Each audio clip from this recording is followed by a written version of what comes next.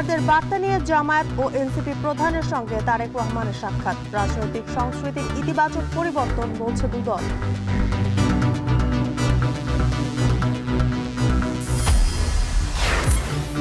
কাল সকালে নবনির্বাচিত এমপিদের শপথ। বিকেল 4টায় নতুন মন্ত্রিসভার প্রস্তুত সংসদ ভবনের দক্ষিণ প্লাজা। 13 দেশের সরকার প্রধান আমন্ত্রিত। শূন্য থেকে মূল্যস্ফীতি নিয়ন্ত্রণ ও কর্মসংস্থানের চ্যালেঞ্জ নিতে হবে নতুন সরকারকে। প্রতিবেশীর সঙ্গে সম্পর্ক ও বিনিয়োগ বাড়ানোর তাগিদ। উদ্বোধনের 3 বছরেও চালু হয়নি ঢাকা ভাঙা এক্সপ্রেসওয়ে ট্রমা সেন্টার। খোয়া গেছে 12 কোটি টাকার প্রকল্পের যন্ত্রপাতির সরঞ্জাম। বিপিএল ক্রিকেটারদের বকেয়া এখনো পরিশোধ করেনি নোয়াখালী এক্সপ্রেস। ব্যাংক গ্যারান্টি থেকে চলতি সপ্তাহে দেওয়ার আশা বিসিবি।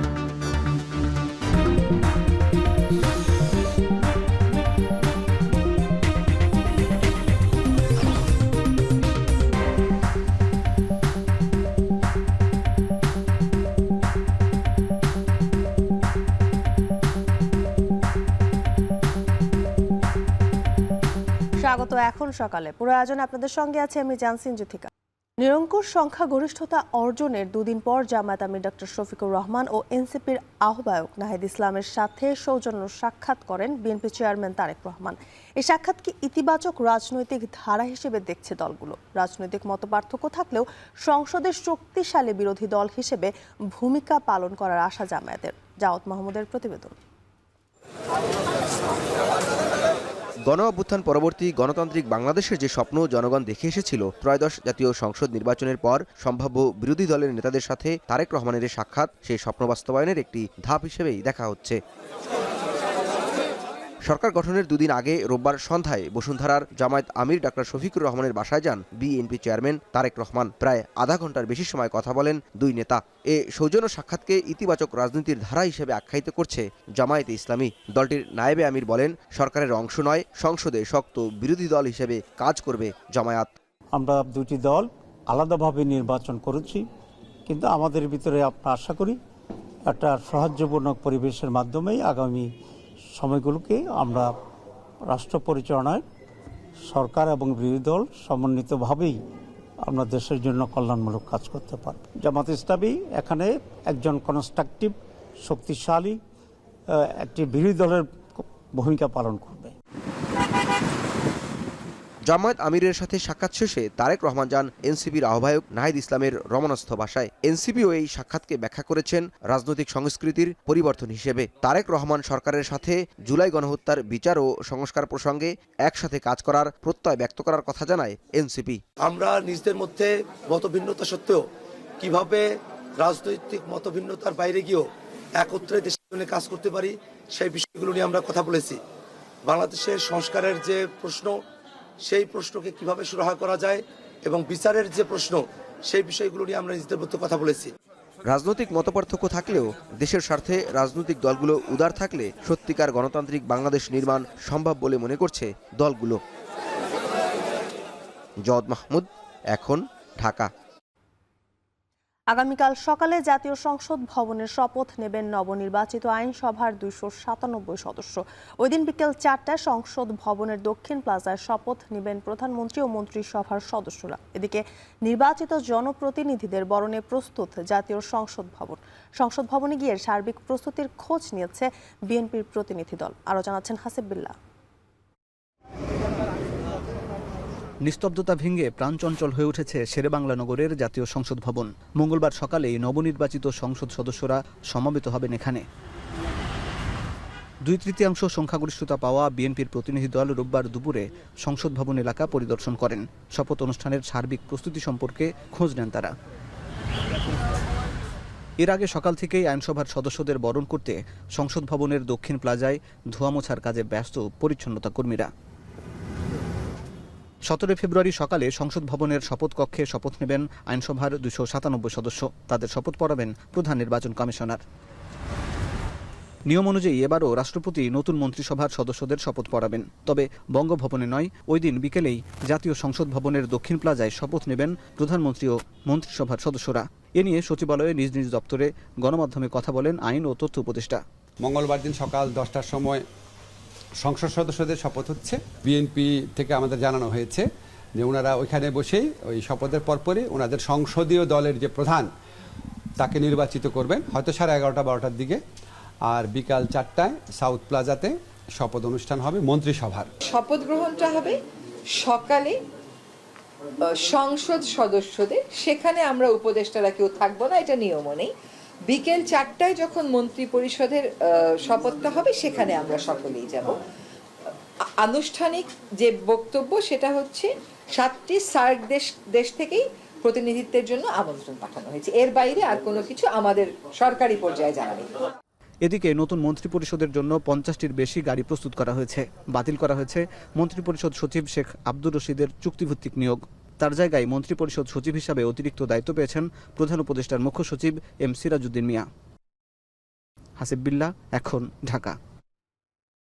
জাতীয় নির্বাচনে 2/3 সংখ্যাগরিষ্ঠতা পাওয়ার পর সরকার গঠনের প্রস্তুতি নিচ্ছে বিএনপি। আগামী 17 ফেব্রুয়ারি এই শপথ অনুষ্ঠানে যোগ দেওয়ার জন্য আমন্ত্রণ জানানো হয়েছে 13 দেশের সরকার ও রাষ্ট্রপ্রধানকে। এর মধ্যে ভারতের লোকসভার স্পিকার ওম বিড়লা ও পররাষ্ট্র সচিব বিক্রম মিশ্রি শপথ অনুষ্ঠানে যোগ দেবেন। ভারতের প্রধানমন্ত্রী নরেন্দ্র মোদীকে আমন্ত্রণ জানানো হলেও পূর্ব নির্ধারিত কর্মসূচির কারণে তিনি অনুষ্ঠানে উপস্থিত থাকতে পারছেন না। এছাড়াও প্রধানমন্ত্রীর শপথ অনুষ্ঠানে যোগ দেবেন ভুটানের প্রধানমন্ত্রী শেরিং তবগে। নেপালের পররাষ্ট্রমন্ত্রী বালানন্দ শর্মা যোগ দিতে পারেন পাকিস্তানের উপপ্রধানমন্ত্রী ইসহাক দার। এছাড়াও চীন, সৌদি আরব, তুরস্ক, সংযুক্ত আরব আমিরাত, কাতার, মালয়েশিয়া, ব্রুনাই, শ্রীলঙ্কা, মালদ্বীপের সরকার প্রধানকেও আমন্ত্রণ জানানো হয়েছে।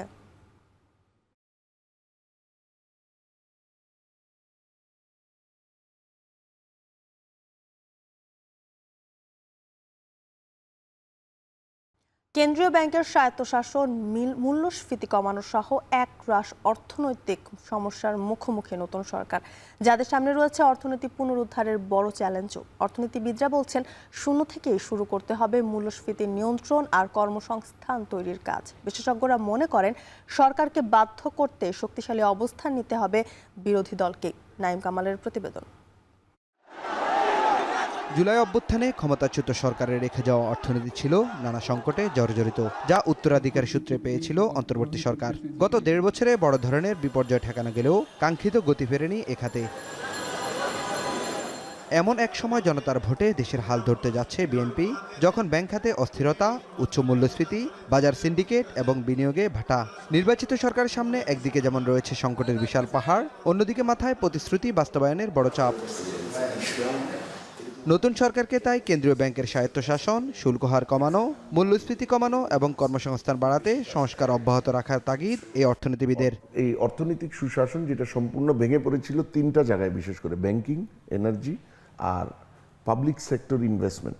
এই 3টা জায়গায় ব্যাংকিংয়ের লুটপাট, এনার্জির লুটপাট দৈনন্দিন ভিত্তিতে যেটা হতো এটাকে একটু রোধ করা গেছে, কিন্তু সুশাসন এখনো রেস্টোর করা যায়নি। নতুন সরকারের প্রথম কাজ হবে এই সামষ্টিক অর্থনীতির স্থিতিশীলতার মানে সুসংগতকরণের যে কাজটা চলছে এটাকে আরো বেগবান করা এবং এটাকে আরো সুদৃঢ় করা। ক্ষমতাচ্যুত আওয়ামী লীগ সরকারের রেখে যাওয়া 19,23,000 কোটি টাকার ঋণ অন্তর্বর্তী সরকারের 1.5 বছরে বেড়ে দাঁড়িয়েছে 22 লাখ কোটি টাকায়। অর্থাৎ অন্তর্বর্তী সরকার 1.5 বছরে ঋণ নিয়েছে 3,28,000 কোটি টাকারও বেশি, যার ভার পুরোটাই বইতে হবে নির্বাচিত সরকারকে। প্রশ্ন হচ্ছে, বৈদেশিক ঋণ সহ দেশের অর্থনীতিতে যে চতুর্মুখী সংকট তৈরি হয়েছে তা একক কোনো সরকারের মোকাবেলা করা কতটুকু সম্ভব, যেখানে বিরোধী শিবিরে অবস্থান করছে জুলাই অভ্যুত্থানের সম্মুখভাগের বড় একটি অংশ। আমাদের অবস্থান মূল থেকেই স্পষ্ট ছিল। অর্থনীতিবিদ বলছেন, সংকট কাটাতে সহায়তার পাশাপাশি সরকারকে বাধ্য করার কাজটি করতে হবে বিরোধী দলকেই। বিরোধী দলের কাছ থেকেও একটা গঠনমূলক সমালোচনা এবং সরকারকেও তাদের যেসব পদক্ষেপ সেগুলোর জন্য জবাবদিহিতা নিশ্চিত করা, সেটাও আমরা কামনা করব। এবং অন্য দিক থেকে যাতে করে ব্যবসা বাণিজ্য বিনিয়োগের ব্যবস্থাপনাটা ভালোভাবে হয় এবং সচলভাবে চলে, সেটা তাদের নিজস্ব দায়িত্ববোধ থেকে তারা করবেন। বিশ্লেষকরা বলছেন, সিদ্ধান্ত যত পেছাবে ততই গতি হারাবে অর্থনীতি। তাই শপথ নেওয়ার পরদিন থেকেই দ্রুততার সাথে কাজ শুরু করতে হবে নির্বাচিত সরকারকে। কথায় নয়, কাজেই ফল দেখানোর সময়। দাম কমাতে হবে নিত্যপণ্যের, স্থিতিশীল রাখতে হবে বাজার, আর হারিয়ে যাওয়া আস্থা ফেরাতে হবে বিনিয়োগকারীদের। সংশ্লিষ্টরা বলছেন, যত দ্রুত পদক্ষেপ নেওয়া যাবে তত দ্রুতই অর্থনীতিতে গতি ফিরবে। আর বিশেষজ্ঞরা বলছেন, সরকার যদি অর্থনীতিতে গতি ফেরাতে ব্যর্থ হয় তাহলে পরিণতি ভোগ করতে হবে 2024 সালের 5 আগস্টের মতোই।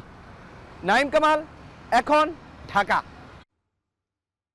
বিএনপি সরকারের ভবিষ্যৎ পররাষ্ট্রনীতিতে গুরুত্ব পাবে সবার আগে বাংলাদেশ নীতি। তবে সেখানে প্রতিবেশী ও পরাশক্তিদের সাথে কেমন হবে নতুন সরকারের সম্পর্ক? বিশ্লেষকদের মতে প্রতিবেশীর সঙ্গে সম্পর্ক উন্নয়ন, বিদেশি বিনিয়োগ বাড়ানোর উপর জোর দিতে হবে নতুনদের। একই সাথে দেশের স্বার্থকে প্রাধান্য দিয়ে ভারসাম্যে বজায় রেখে কূটনীতিতে সমতা ফেরাতে হবে। বিস্তারিত প্রতিবেদনে। গণ অভ্যুত্থান পরবর্তী ত্রয়োদশ জাতীয় সংসদ নির্বাচনের দিকে নজর ছিল বিশ্বের বহু দেশের। এ অঞ্চলের ভূ রাজনীতিতে বাংলাদেশের গুরুত্ব অনেকটাই। ভারত, পাকিস্তান, চীনের সঙ্গে সম্পর্ক বরাবরই দেশের পররাষ্ট্রনীতিতে প্রভাব ফেলেছে। নির্বাচন পরবর্তী নিজের প্রথম সংবাদ সম্মেলনে বিএনপি চেয়ারম্যান সাফ জানান, দেশের মানুষের স্বার্থকে অগ্রাধিকার দিবেন। The interest of Bangladesh and the interest of Bangladeshi people comes first. By protecting the interests of Bangladesh and the people of Bangladesh, we will decide our foreign policy. মঙ্গলবার বিকেলে শপথ নিতে যাচ্ছে নতুন মন্ত্রিসভা। এই অনুষ্ঠানে দাওয়াত দেওয়া হয়েছে ভারত, পাকিস্তান, চীন সহ বিশ্বের বিভিন্ন দেশকে। ভারতের পক্ষ থেকে এতে আসছেন দেশটির পররাষ্ট্র সচিব বিক্রম মিশ্রি, লোকসভার স্পিকার ওম বিড়লা। এছাড়াও আসছেন ভুটানের প্রধানমন্ত্রী, নেপালের পররাষ্ট্রমন্ত্রী সহ বেশ কয়েকটি দেশের প্রতিনিধিরা। আসতে পারেন পাকিস্তানের উপপ্রধানমন্ত্রী ইসহাক দার। শপথ অনুষ্ঠানে ভারত পাকিস্তানের প্রতিনিধিদের উপস্থিতিকে আঞ্চলিক পররাষ্ট্রনীতিতে গুরুত্বপূর্ণ হিসেবে দেখছেন বিশ্লেষকরা। বিশেষ করে 5 আগস্ট পরবর্তী ভারতের সঙ্গে সম্পর্কের অবনতির প্রেক্ষিতে এটিকে সম্পর্ক উন্নয়নের চেষ্টা হিসেবে দেখছে দুই দেশ। বাংলাদেশ যেন ভারতের সাথে সে ইকুয়াল সভরেনিটি এবং বাংলাদেশ সম্পদ রক্ষা করে, বাংলাদেশ স্বার্থ রক্ষা করে, ভারতের সম্পর্ক করে, এখানে তাড়াহুড়ার কোনো পদক্ষেপ নেওয়া উচিত হবে না। আমাদেরকে শুধু অঞ্চল ভিত্তিক চিন্তা করলে হবে না, অঞ্চলের বাইরে চিন্তা করতে হবে। ফলে আমাদেরকে এখন টেকনোলজি নিয়ে আসতে হবে ডিপ্লোমেসিতে, আমাদেরকে আমাদের ইকোনমিক চেঞ্জের জন্য, ট্রানজিশনের জন্য যেসব ইম্পিটাসগুলি দরকার সেগুলিকে নিয়ে আসতে হবে, এবং সেই সাথে দেখতে হবে যে আমাদের ন্যাশনাল ইন্টারেস্ট কোন কোন দেশগুলি আসলে সার্ভ করে সেই দিকে বেশি মনোযোগ দেওয়া। বাংলাদেশ ফার্স্ট নীতিতে কাজ করতে চাইলে আমূল পরিবর্তন আনতে হবে আগামীর পররাষ্ট্রনীতিতে।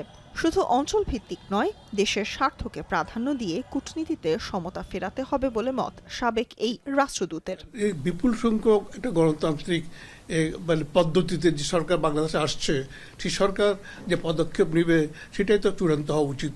সেখানে অন্য দেশ তাদের নীতি রিঅ্যাডজাস্টমেন্ট করবে, এখানে তো ক্ল্যাশের কোনো সম্ভাবনা নাই। বিশ্লেষকরা বলছেন, ভারত, পাকিস্তান কিংবা মার্কিন চীন সম্পর্কের প্রভাব যেন বাংলাদেশের পররাষ্ট্রনীতিতে প্রভাব না ফেলে, এমন নীতিকেই বেছে নিতে হবে আসছে সরকারকে। সেক্ষেত্রে আগামীতে ভারসাম্য বজায় রেখে পররাষ্ট্রনীতি গ্রহণ করতে হবে।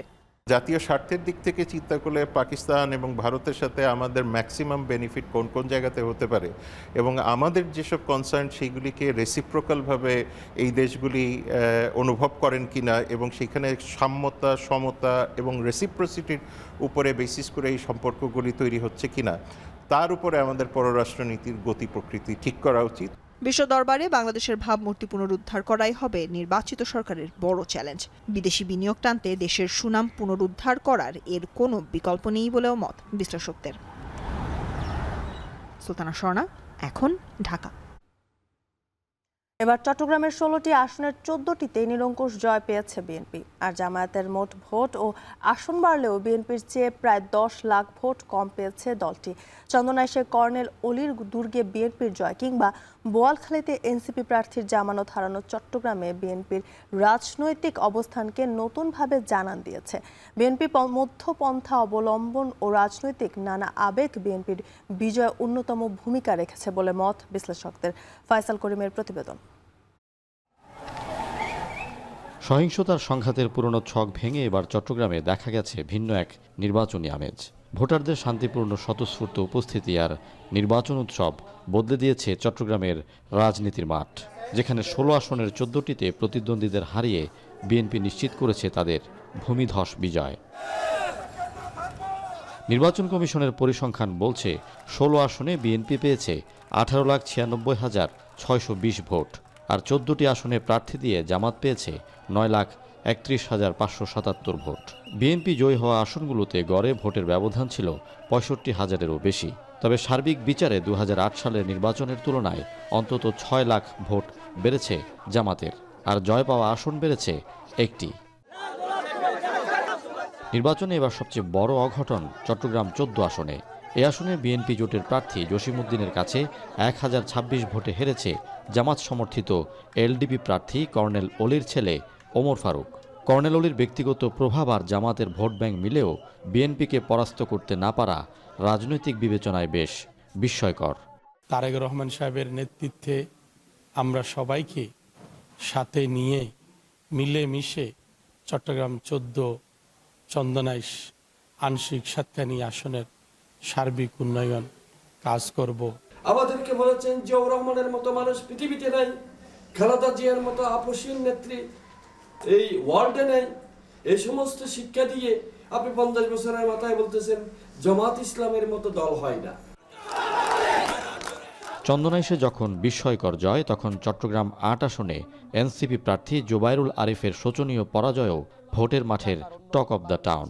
এনসিপির এই প্রার্থী মাত্র 3,300 ভোট পেয়ে হারিয়েছেন তার জামানত। স্থানীয়রা বলছেন, জুলাই আন্দোলনের এই নেতা মাঠ পর্যায়ে ততটা সক্রিয় ও পরিচিত নন। যারা ভোটার এরা তেমন জুবাইর আরিফ ভাইকে চিনেও না, পরিচিতও না। এমনটা না যে উনি সার্জিস আলম, উনি আল নাহিদ বা হাসনাত, এনসিপির এরকম কোনো ফিগার না। বিশ্লেষকরা মনে করেন, রাষ্ট্র পরিচালনা নিয়ে জামাতের দোদুল্যমান বক্তব্য আর বিএনপির মধ্যপন্থা অবলম্বন চট্টগ্রামের ভোটের হিসেবে ভূমিকা রেখেছে। এছাড়া বিএনপির রাজনৈতিক ইতিহাস, খালেদা জিয়ার প্রয়াণ ও তারেক রহমানের স্বদেশ প্রত্যাবর্তন তাদের জয়ের পেছনের আবেগ হয়ে কাজ করেছে। বিএনপির কোনো অল্টারনেটিভ এখন দল এরকম নাই, কারণ জামাত এই পর্যায়ে আসতে পারে নাই, যেহেতু তারা অনেক চেষ্টা করছে ধর্মকে একবার এদিকে নিয়ে, একবার এটা নিয়ে, একবার বলে ধর্মভিত্তিক হবে না, একবার বলে শরীরভিত্তিক হবে না, আবার বলে এটা বহু চেষ্টা করছে, কিন্তু এটার অল্টারনেটিভ হিসেবে আমার দৃষ্টিতে ইমেজ করতে পারেনি, যার কারণে একচেটিয়া ভোট বিএনপির দিকেই চলে গেছে। অনেক ভোটারের মতে দীর্ঘদিন রাজনীতিতে সক্রিয় না থাকা ও অপরিচিত প্রার্থী দেয়া 11 দলীয় জোটের পরাজয়ের অন্যতম কারণ। বিপরীতে বিএনপির অনেক পরিচিত মুখ ও নতুনদের পারিবারিক রাজনৈতিক খ্যাতি ভোট টানতে বড় ভূমিকা রেখেছে। ফয়সাল করিম, এখন চট্টগ্রাম।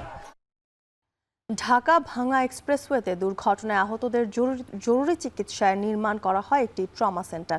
তবে উদ্বোধনের 3 বছরেও চালু হয়নি সেন্টারটি। প্রায় 12 কোটি টাকায় নির্মিত কেন্দ্র বর্তমানে পরিত্যক্ত। চুরি হয়ে গেছে ভেতরের মূল্যবান যন্ত্রপাতি ও সরঞ্জাম। কাজী মনিরুজ্জামানের প্রতিবেদন।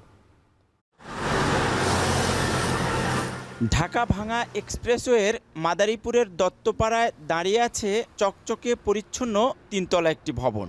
বাইরে থেকে দেখলে মনে হবে একটি সচল ও আধুনিক চিকিৎসা কেন্দ্র, তবে বাস্তবতা ভিন্ন। 3 বছর ধরে তালাবদ্ধ অবস্থায় পড়ে আছে ইলিয়াস আহমেদ চৌধুরী ট্রমা সেন্টার। 2022 সালের নভেম্বরে এর উদ্বোধন হলেও আজ পর্যন্ত চালু হয়নি। ফলে এক্সপ্রেসওয়েতে দুর্ঘটনা কবলিতরা বঞ্চিত হচ্ছেন তাৎক্ষণিক চিকিৎসা সুবিধা থেকে। এটা সেবা হলে সব ধরনের, ঢাকা যেরকম ট্রমা সেন্টারে যে ধরনের সেবা পাইতো, এখানে সেম সেবাটা হইতো। এই পরিত্যক্ত পরে না থাকলে কোনো কিছু হইতো না, তাই অসামাজিক কোনো কাজকাম হইতো না, বা কেউ নেশা করতো না। চালু হইলে আমাদের মানুষের জন্য উপকারী হইতো। এদিকে নিরাপত্তা কর্মী না থাকায় ট্রমা সেন্টারের ভেতরে থাকা বৈদ্যুতিক যন্ত্রপাতি, স্যানিটারি সামগ্রী সহ মূল্যবান মালামাল চুরি হয়ে গেছে। ট্রমা সেন্টারটি চালু না হওয়ায় দুর্ঘটনার পর আহতদের চিকিৎসা নিয়ে চরম ভোগান্তিতে পড়তে হচ্ছে বলে জানালেন হাইওয়ে পুলিশের এ কর্মকর্তা। এই প্রতিষ্ঠানটা যে রক্ষণাবেক্ষণ করবে এরকম কোনো লোক এখানে নিয়োগ দেওয়া হয় নাই। ভিতরে জেনারেটরের যেই আসবাবপত্রগুলো ছিল এগুলো নিয়ে গেছে, ইলেকট্রিক যে তারগুলো ছিল এই তারগুলো রাতের অন্ধকারে কেটে নিয়ে গেছে। নিকটবর্তী কোনো ভালো মানের হসপিটাল থাকে, নিঃসন্দেহে ভিকটিম বা আহত ব্যক্তি আরও উন্নত এবং ভালো সেবা পাবে। যদি ট্রমা সেন্টার চালু হয় এবং সেখানে ভালো উন্নত মানের চিকিৎসা দেওয়া হয়, তাহলে নিঃসন্দেহে ভিকটিম বা আহত ব্যক্তিরা আরও উন্নত মানের সেবা পাবে। প্রায় 11,96,00,000 টাকা ব্যয়ে নির্মিত এই ট্রমা সেন্টারটিতে 2 জন আবাসিক চিকিৎসা কর্মকর্তা সহ মোট 34 জন জনবল থাকার কথা। তবে মন্ত্রণালয়ের চাহিদাপত্র পাঠিয়েও পর্যাপ্ত জনবল না পাওয়ার কথা জানালেন স্বাস্থ্য বিভাগের এই কর্মকর্তা। স্বাস্থ্যসেবা যাতে নিশ্চিত হতে পারে তার জন্য কিন্তু ট্রমা সেন্টার, তবে ট্রমা সেন্টারে জনবলের অভাব রয়েছে। তবে আপনারা জানেন যে এই জনবলের জন্য আমরা আমাদের ঊর্ধ্বতন কর্তৃপক্ষের কাছে আমরা চিঠি দিয়েছি এবং ওইটা ইতিপূর্বে যে জনবল নাই তারপরে ওইখানে যে হেলথ কমপ্লেক্স ইএসএম মহোদয় আছে তাদেরকে আমরা অবগত করছি যে সেটুকু পারে চেষ্টা করবে যেটা রক্ষণাবেক্ষণ করার জন্য। সব প্রস্তুতি থাকলেও জনবল আর ব্যবস্থাপনার অভাবে 3 বছর ধরে বন্ধ পড়ে আছে এই ট্রমা সেন্টার।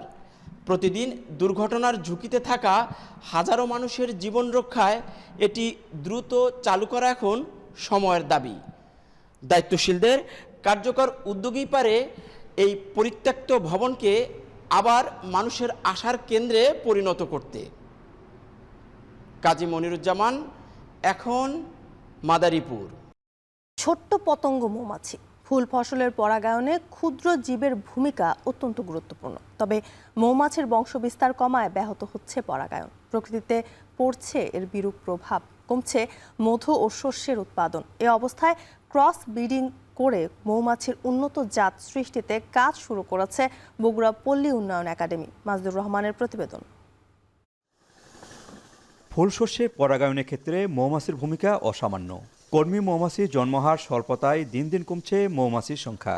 এতে মধুসহ ফলদ উৎপাদনে পড়ছে বিরূপ প্রভাব। এ অবস্থায় জলবায়ু সহনশীল রানী মৌমাছি প্রজনন কেন্দ্র স্থাপনের মাধ্যমে দ্বিগুণ পরিমাণ মধু উৎপাদন এবং শস্যের ফলন বাড়াতে কাজ করছে বগুড়া পল্লী উন্নয়ন একাডেমি। রানী যদি ভালো হয় তার সন্তান ভালো হবে, দীর্ঘমেয়াদী হবে, দীর্ঘদিন বাঁচবে, বেশি মৌমাছি হবে, ফার্মাররা লাভবান হবে। মৌ চাষের কারণে কৃষকরা এখানে মধু সংগ্রহ করতে পারে। এই ওভারঅল দেখা যায় আমাদের তারাসহ পুরো চলন বিলে 9,000 মনের উপর আমরা মধু সংগ্রহ করতে পারি। এই ক্ষেত্রে আমাদের এই চলন বিলের এখানে প্রায় কোটি টাকার একটা বাণিজ্য হয়। সরকারি পৃষ্ঠপোষকতায় ও রানী মৌমাছি প্রজনন বৃদ্ধির উপর সরকারি সহযোগিতা দরকার বলে মনে করেন মধু চাষী ও বিপণন সংশ্লিষ্টরা।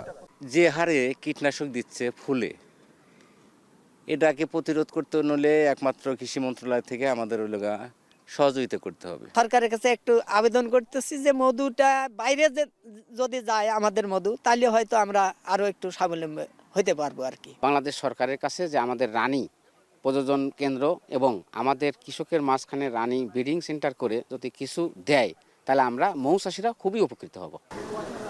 গবেষকরা বলছেন ইনব্রিডিংয়ের কারণে রানী মৌমাছির আয়ুষ্কাল কমে যাচ্ছে, কর্মক্ষমতা হারাচ্ছে কর্মী মৌমাছিও।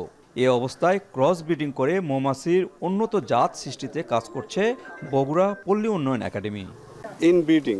ইনব্রিডিংয়ের কারণে আমাদের যে কি বলে রানী মৌমাছি যেটা আছে তার আয়ুষ্কাল কমে যাওয়া, তারপরে উপযুক্ত কি বলে ব্রণ প্রডিউস না হয়, এই সমস্ত কারণে মৌমাছির মানে যে কাঙ্ক্ষিত উৎপাদন সেটা কৃষকরা পাচ্ছিল না। সেই সমস্যা সমাধানের কারণেই মূলত আমাদের এই ইনিশিয়েটিভ আমরা নিয়েছি। বিশ্ব খাদ্য সংস্থার তথ্য মতে বিশ্বের প্রায় 75% শস্য কোনো না কোনোভাবে প্রাণীজ পরাগায়নের উপর নির্ভরশীল। মাজেদুর রহমান, এখন বগুড়া। রমজান মাস ঘিরে ফেনীতে চড়া মাছের বাজার। চাষের নদীর ও সাগরের মাছের দর সপ্তাহ ব্যবধানে কেজিতে বেড়েছে 30 থেকে 50 টাকা পর্যন্ত। ফেনী শহরের খাজুরিয়া এলাকায় মৎস্য আড়ত থেকে এ বিষয়ে আরও জানাতে যুক্ত হচ্ছেন সোলাইমান ডালিম। ডালিম, মাছের দরদাম কেমন দেখছেন এবং এই যে দাম বেড়েছে, এই দাম বাড়ার কারণ হিসেবে কি বলছেন বিক্রেতারা, জানাবেন। গত কয়েকদিন বাজারে মাছের যে সরবরাহ সেটি কম থাকা এবং রমজানকে ঘিরে যে পরিস্থিতি, যার কারণে কিন্তু ফেনীর পাইকারি এবং খুচরো দুই বাজারে কিন্তু মাছের যে দাম সেটি বেড়েছে। আমরা দেখেছি যে ক্ষেত্র বিশেষে 30 থেকে 50 টাকা পর্যন্ত মাছের দাম বেড়েছে। আজকের বাজারে আমরা যেটি দেখেছি রুই, কাতল, মৃগেল, তেলাপিয়া, পাঙাশ সব ধরনের যেসব চাষের মাছ রয়েছে সেসব চাষের মাছ এক সপ্তাহের ব্যবধানে কিন্তু 30 থেকে 50 টাকা বেড়েছে। আমরা দেখেছি যে 1 কেজির যেসব রুই আজকের বাজারে এসেছে সেগুলো পাইকারিতে বিক্রি হচ্ছে 280 থেকে 300 টাকা, খুচরো বাজারে গিয়ে যেগুলো 320 থেকে 350 টাকা বিক্রি হচ্ছে। কাতলও 1 কেজি থেকে 1.5 কেজির মধ্যে যেগুলো রয়েছে সেগুলো আমরা দেখেছি যে 280 থেকে 300 টাকা খুচরো বাজারে বিক্রি, যেগুলো 350 টাকায় বিক্রি হচ্ছে। এছাড়াও মৃগেল মাছও 250 থেকে 300 টাকার মধ্যে বিক্রি হচ্ছে। পাঙাশ মাছ আজকের বাজারে আমরা দেখেছি যে 180 এবং 200 টাকার মধ্যে বিক্রি হচ্ছে। তেলাপিয়া মাছ যেগুলো আমরা গত সপ্তাহে দেখেছি 160 থেকে 170 টাকা বিক্রি হচ্ছে, সেগুলো আজকের বাজারে আমরা দেখেছি 220 থেকে 250 টাকার মধ্যে বিক্রি হচ্ছে। এছাড়াও আমরা দেখেছি আজকের বাজারে বেশ কিছু সংখ্যক সামগ্রিক যে চেউয়া মাছ সেটি এসেছে এবং চিংড়ি মাছ আজকে আমরা দেখেছি কিছু। তবে গতকালকে বাজারে কিছু ইলিশ মাছ দেখা গেল, আজকের বাজারে ইলিশ মাছের স্বল্পতা খুবই কম রয়েছে। আমরা যেটা দেখেছি যে 1 কেজির যেসব ইলিশ মাছ সেটি কিন্তু বাজারে বিক্রি দেখেছি 1800 থেকে 2200 টাকার মধ্যে। এছাড়াও সামগ্রিক যে বাইলা, পোমা এবং কলম্বো মাছ রয়েছে সেগুলো আমরা গত সপ্তাহে যেখানে 180 থেকে 200 টাকার মধ্যে বিক্রি করতে দেখেছি, সেখানে আজকের বাজারে খুচরো বাজারে যেগুলো আমরা বিক্রি করতে দেখেছি 240 থেকে 260 টাকার মধ্যে। আমরা কথা বলেছি এখানকার যারা বিক্রেতা রয়েছেন তাদের সাথে। বিক্রেতারা আমাদেরকে যেমনটি জানিয়েছেন যে গত দুদিন আগে দেশের নির্বাচন গিয়েছে, নির্বাচনের কারণে মাছের যে সরবরাহ সেটি বাজারে কিছুটা কম ছিল। আর সরবরাহ কম থাকার কারণে চাহিদার সাথে ভারসাম্য না থাকার কারণে বাজারে মাছের দাম কিছুটা বেড়েছে। এছাড়াও সামনে যে রমজান রয়েছে, রমজানকে ঘিরেও মাছের যে চাহিদা সেটি কিছুটা বেড়েছে এবং আমরা দেখেছি যে বাজারে বেশ কিছু সংখ্যক পাইকারি এবং খুচরো বাজারে মানুষ এসছেন এবং রমজানের বাজার করছেন। সেই কারণে কিন্তু মাছের যে তাদের চাহিদা সেটি বেড়েছে, যার কারণে কিন্তু মাছের দামটাও বেড়েছে বলে তারা আমাদেরকে জানিয়েছেন। তো বিক্রেতারা যেটি জানিয়েছেন যে বাজারে যে চাহিদার সংকট ছিল সেটি 2 দিনের মধ্যে কাটবে। যদি বাজারে মাছের যে সরবরাহ সেটি যদি বাড়ে তাহলে দাম আরো কিছুটা কমবে বলে তারা আমাদেরকে জানিয়েছেন। ফেনী শহরের খাজুরিয়া মৎস্য আড়ত থেকে এই ছিল আমাদের কাছে সর্বশেষ। রমজান ঘিরে ফেনীতে চড়া মাছের বাজার, সে খবর জানাচ্ছিলেন সোলাইমান ডালিম। পবিত্র রমজান মাসকে জানাতে প্রস্তুতি নিচ্ছে পাকিস্তান ও ইয়েমেনের মুসল্লিরা। পণ্যের দাম বেশি হলেও পাকিস্তানের বাজারে ক্রেতার উপস্থিতি বেশি। এরই মধ্যে রমজান উপলক্ষে 38 বিলিয়ন রুপির প্যাকেজ ঘোষণা করেছে পাকিস্তান সরকার। এদিকে যুদ্ধ বিধ্বস্ত ইয়েমেনের মুসল্লিরা ব্যস্ত মসজিদ সাজসজ্জার কাজে। অর্ণব প্রসাদের প্রতিবেদন। দরজায় কড়া নাড়ছে পবিত্র মাহে রমজান। পরম করুণাময় আল্লাহর সন্তুষ্টি লাভের আশায় সিয়াম সাধনার এই মাসে ইবাদত বন্দেগিতে মশগুল থাকেন বিশ্বের ধর্মপ্রাণ মুসল্লিরা। রোজার আগে শেষ জুমার নামাজে বাড়তি ভিড় দেখা গেছে পাকিস্তানের বাজারে। শাকসবজি, ফলমূল থেকে শুরু করে মাংসের দোকান সবখানেই ক্রেতা সমাগম। এ সময় পণ্যের দাম বেশি হয় ক্ষোভ ঝাড়েন অনেক ক্রেতা। पिछले साल जो है अगर किसी शख्स ने अपने घर में बेसन है, दालें हैं, कुकिंग ऑयल है, इस तरह की जो रमज़ान में ज़रूरतें होती हैं जिन चीज़ों की, जिन अजनास की, वो अगर मतलब 10 किलो लेते थे तो वो आज वो 5 किलो लेने पे मजबूर है। अब केला आप देखें, केला जो 200 रुपये दर्जन, अभी से 200 रुपये दर्जन छोटा छोटा केला है। अब पिछले दिनों ये 100 रुपये दर्जन बिकता रहा है। जैसे रमज़ान शुरू हो रहा है तो महंगाई बढ़ रही है। इसी तरह सब्जियों के रेट जो है वो भी बढ़ रहे हैं।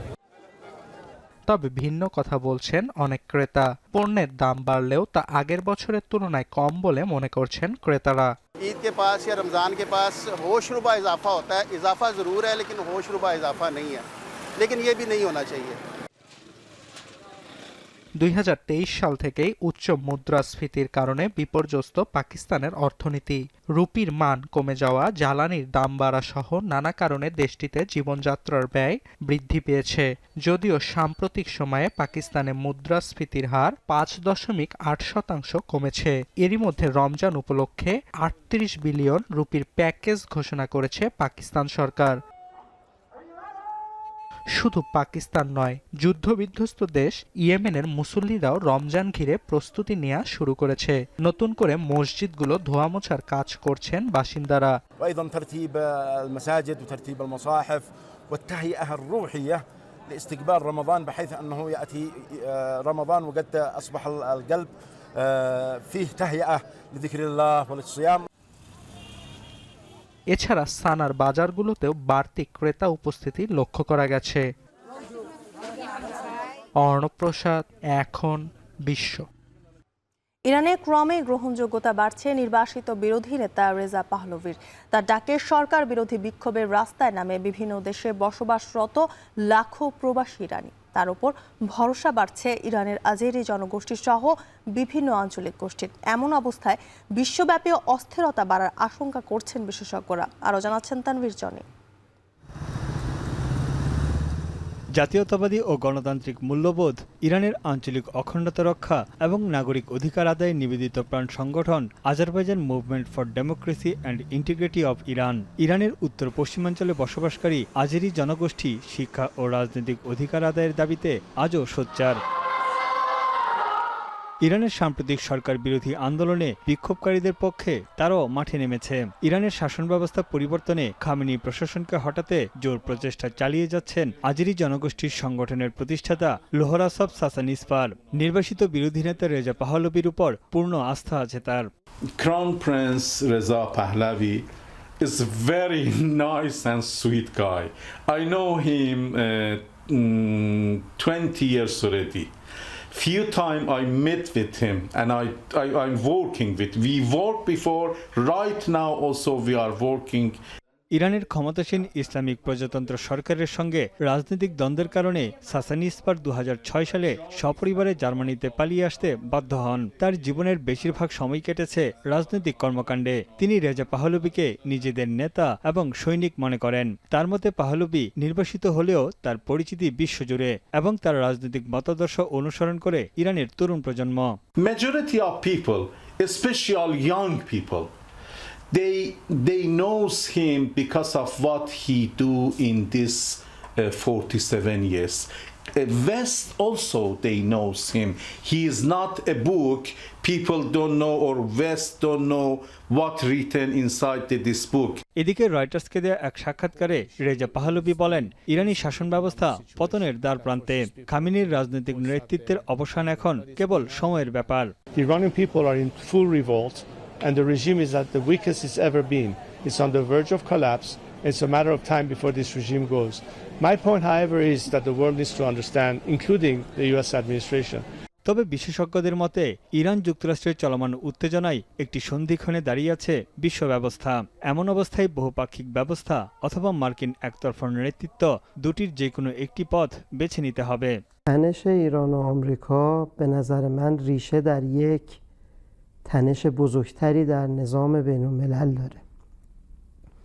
بعد از فاجعه جنگ جهانی اول و دوم نظام بین الملل به یه نتیجه‌ای رسید. দুই পক্ষের পাল্টাপাল্টি হুঁশিয়ারিতে অস্থিরতায় পড়েছে গোটা বিশ্ব। পরমাণু ইস্যুতে কোনো পক্ষই এক বিন্দু ছাড় দিতে নারাজ। যুক্তরাষ্ট্র যতই হামলার হুমকি দিচ্ছে, ইরানও কড়া জবাব দেওয়ার হুঁশিয়ারি জানিয়ে আসছে। তানভীর জনি, এখন বিশ্ব। জ্বালানি সংকটের মুখে কিউবায় ডিজেল চালিত গাড়ির পরিবর্তে ছোট বৈদ্যুতিক যানের চলাচল বেড়েছে।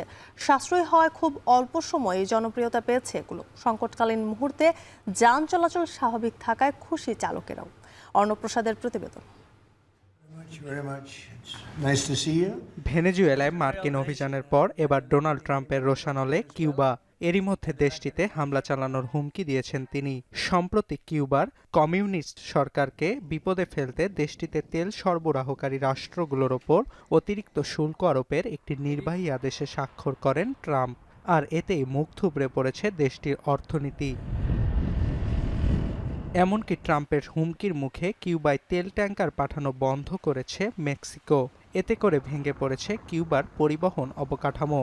পর্যাপ্ত জ্বালানি না থাকায় কিউবায় স্থগিত রয়েছে বেশ কয়েকটি কোম্পানির বিমান চলাচল। নতুন করে আসছে না কোনো পর্যটক। এছাড়া জ্বালানি সংকটে বিপর্যস্ত উৎপাদন কার্যক্রম। তবে সংকটময় মুহূর্তে আশার আলো দেখাচ্ছে ছোট বিদ্যুৎ চালিত যানগুলো। 3 চাকার বৈদ্যুতিক গাড়িগুলোর উপর নির্ভরতা বাড়ছে কিউবার নাগরিকদের। পর্যাপ্ত যাত্রী পাওয়ায় লাভের মুখ দেখছেন চালকেরা।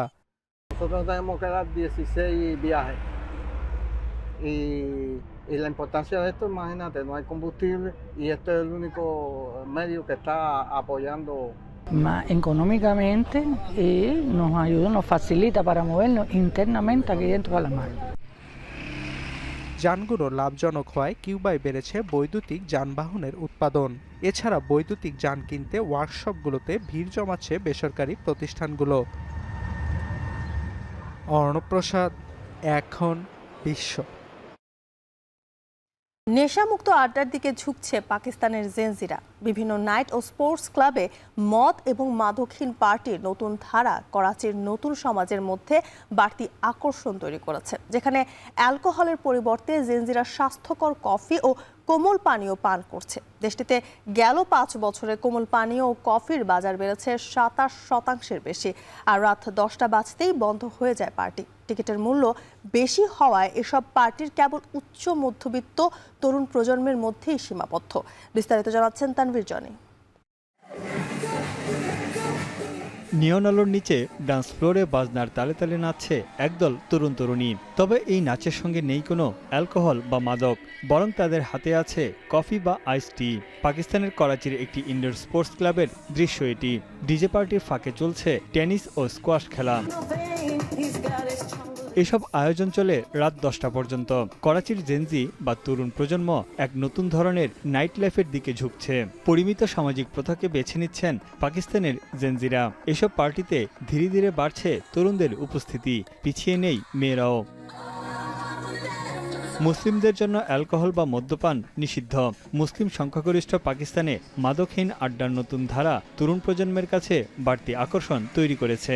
আগে প্রায়ই অ্যালকোহল ও মাদক সহ আন্ডারগ্রাউন্ড পার্টি হতো, তবে সেগুলোতে নিরাপত্তা ঝুঁকি থাকায় এখন স্পোর্টস ক্লাব, কফি শপ, এমনকি আর্ট গ্যালারিতেও স্থানীয় সরকারের অনুমতি নিয়ে প্রকাশ্যে আয়োজন করা হচ্ছে মাদকহীন পার্টি।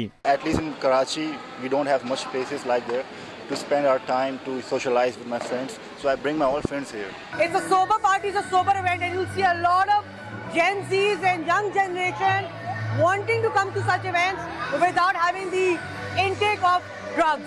এছাড়া বিভিন্ন ধরনের ঝামেলা এড়াতে সিসিটিভি ক্যামেরার মাধ্যমে নজরদারি করা হচ্ছে। আয়োজক সংস্থা জানিয়েছে, এইসব পার্টিগুলোকে তরুণ প্রজন্মের কাছে নিরাপদ ও জনপ্রিয় করে তোলাই তাদের লক্ষ্য। Club owners, as people who organize these things, is just to create a safe space.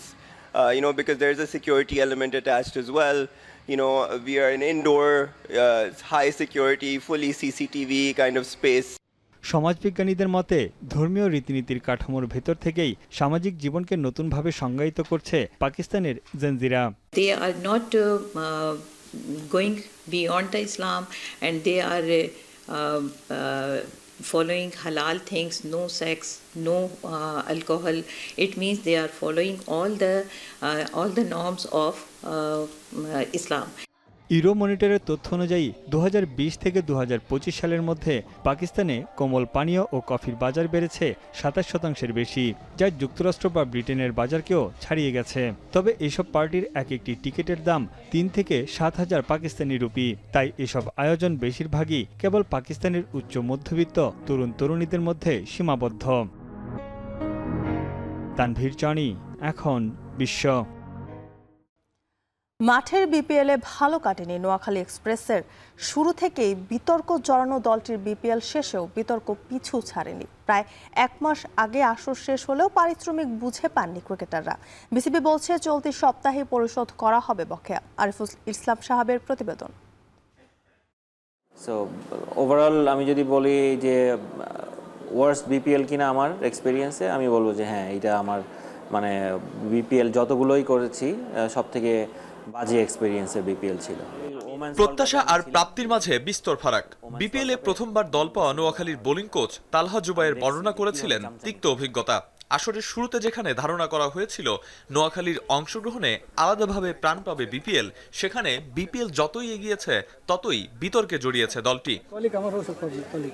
বিপিএলে টেবিলের তলানিতে থাকা দলটি পারিশ্রমিক ইস্যুতেও তলানিতেই বলা যায়। দেশি ক্রিকেটারদের বেতন এখনো পরিশোধ করতে পারেনি দলটি। পাশাপাশি মোহাম্মদ নবী সহ বিদেশি ক্রিকেটারদের পারিশ্রমিক বাকি আছে প্রায় $38,000। দেশি বিদেশি মিলিয়ে টাকার অঙ্কটা প্রায় 1,70,00,000 লাখ।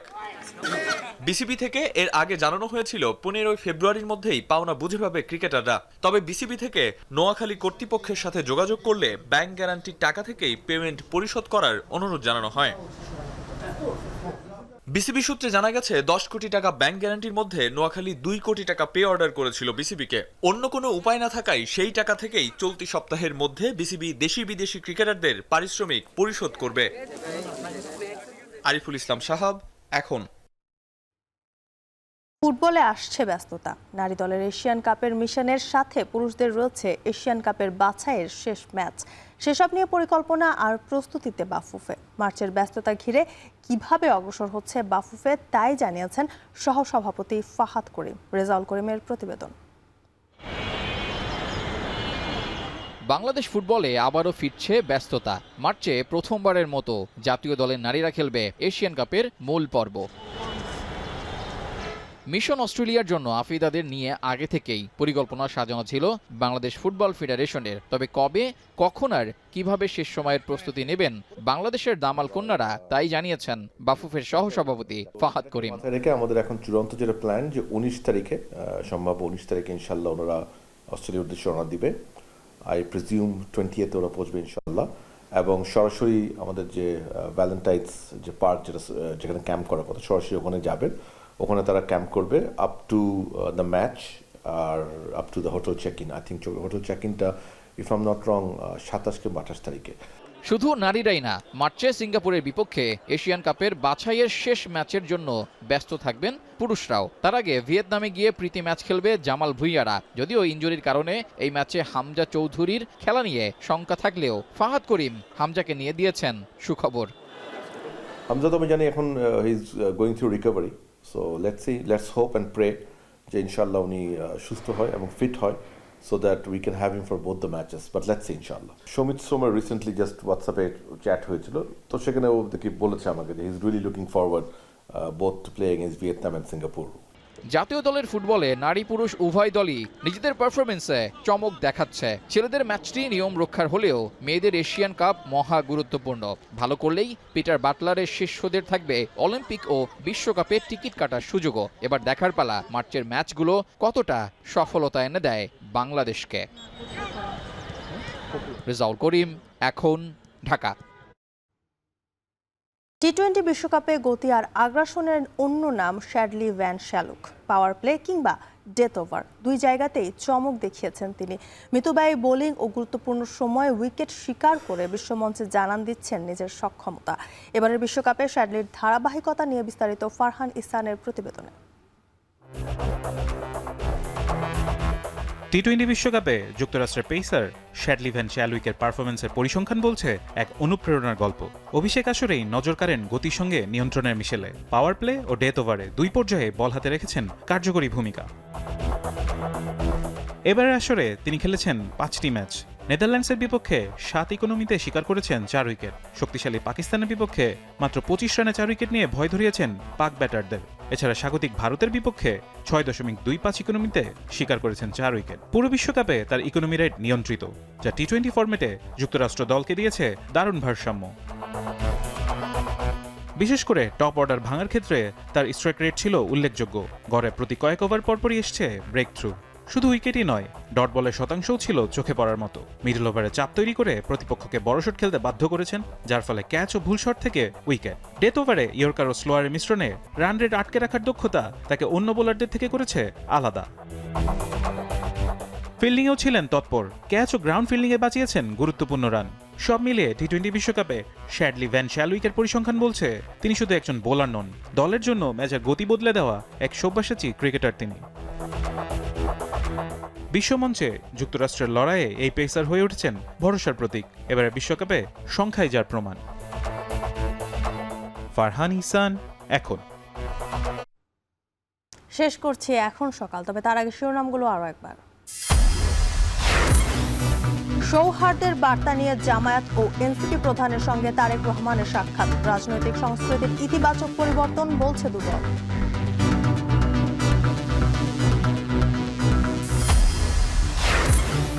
কাল সকালে নবনির্বাচিত এমপিদের শপথ। বিকেল 4টায় নতুন মন্ত্রিসভার প্রস্তুত সংসদ ভবনের দক্ষিণ প্লাজা। 13 দেশের সরকার প্রধান আমন্ত্রিত।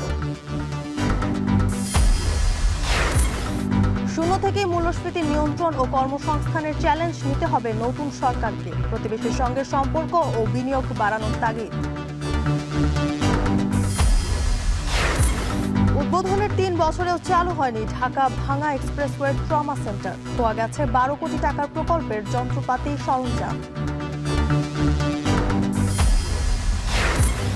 বিপিএল ক্রিকেটারদের বকেয়া এখনো পরিশোধ করেনি নোয়াখালী এক্সপ্রেস। ব্যাংক গ্যারান্টি থেকে চলতি সপ্তাহে দেওয়ার আশা বিসিবির।